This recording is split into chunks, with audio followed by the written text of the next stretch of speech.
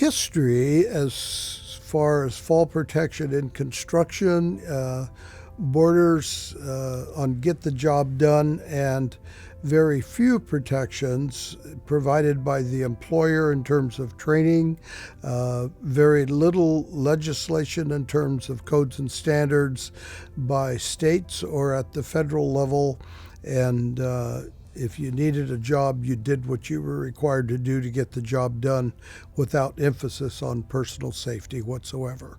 The rules came about because there was a need to stop the slaughter of construction workers, and we were. Our values changed in the 60s, and that caused an increase in rules and regulations. In locating to Oregon in the mid-70s, fall protection was a very hot issue nationally and within the state, and was approached to help develop some of the early rules and regulations for initially federal OSHA and then the states of Oregon and Washington as well.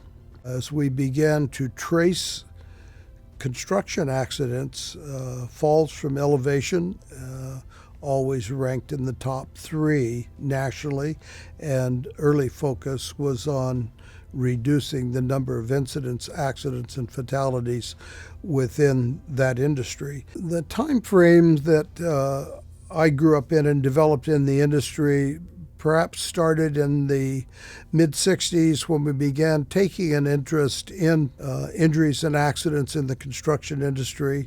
Rules and regulations and OSHA came about early 70s.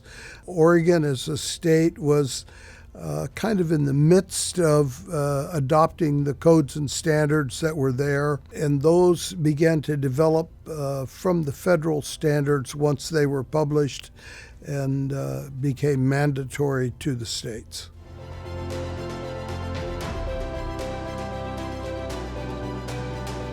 Fall protection has come a long ways from a body belt and a 6-foot rope lanyard. What led to it was that we could no longer take the damage to the human frame with the equipment we thought was fall protection equipment. It wasn't misnamed perhaps, and more importantly, frequently misused.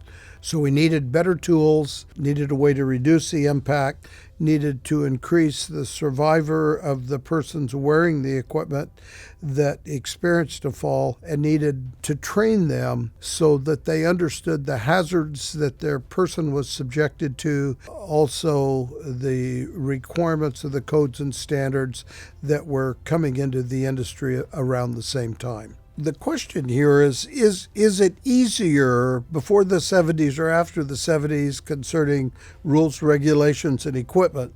There is no excuse today not to use it. Being qualified as an expert witness in my field and being on more than one trial, with numerous accidents investigated, I will tell you there is no excuse.